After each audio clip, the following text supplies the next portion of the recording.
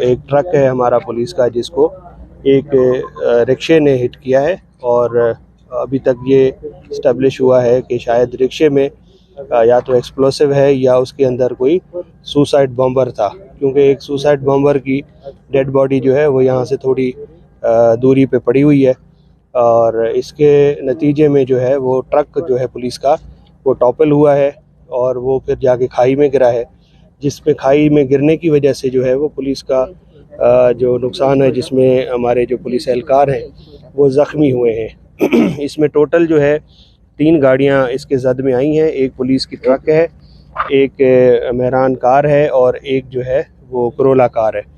तो टोटल जो इसमें कैजुअलिटीज़ हैं वो एक पुलिस का जवान शहीद है जो ट्रक टॉपल होने की वजह से जब गिरा है तो वो जवान उसके नीचे आया है। इसके अलावा एक सिविलियन जो है उसकी डेड बॉडी हॉस्पिटल पहुंची है, बाकी तमाम इंजर्ड हैं। पुलिस के तकरीबन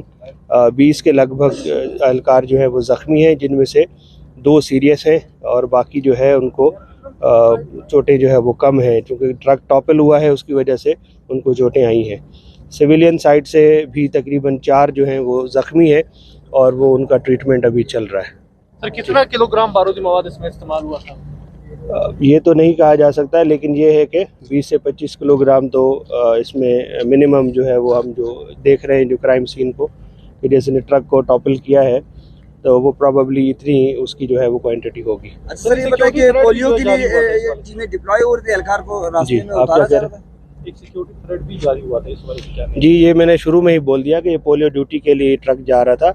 और सिक्योरिटी तो देखें, थ्रेट्स तो हर वक्त है और बिल्कुल, लेकिन ड्यूटी है एक, वो भी एक नेशनल कॉज है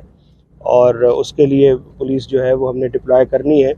आपने देखा होगा कि कुछ इंसिडेंट्स जो है वो माजी में ऐसे हुए हैं पोलियो टीम्स के ऊपर, तो हमारा मिशन है कि हम पोलियो को एक मुकम्मल सिक्योरिटी प्रोवाइड करें।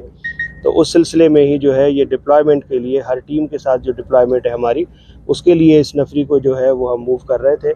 तो ये जो अनफॉर्चुनेट इंसिडेंट हुआ है उसमें यह है कि